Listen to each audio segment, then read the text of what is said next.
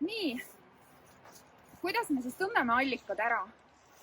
Enamasti meil on ju kõigil see kujutlus, et allikas on midagi tohutult ilusat ja muinasjutulist. Selline läbipaistev, imekaunis kohakene, kus saab võtta kristallset vett ja juua ja ümberringi on väikesed haldjad löövad tantsu. Alati see nii ei ole. Nüüd me oleme sellise allika juures, mille kohta tegelikult on väga raske ära arvata, et allikas on, kui ei tea.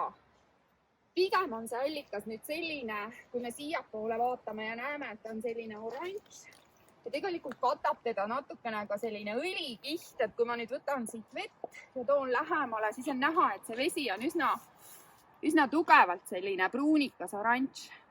Ja võib-olla tekib isegi tahtmine minna, eriti seda õlikihti nähes, Keskkonnaametile rääkima, et on mingisugune reostus, siis tegelikult ei ole reostus, et see on nüüd rauabakter, mis osades allikates elab ja need allikad ongi oranži veega. Ja see lõhn on ka pisut selline nagu roostese naela lõhn.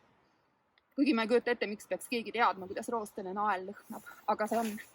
Ja kui nüüd siiapoole õnnestub filmida, siis siin tegelikult on näha ka seda sellist nagu katvat valget õlilaiku, mis tekitab selle tunde, et justkui oleks saastunud. Aga ei ole.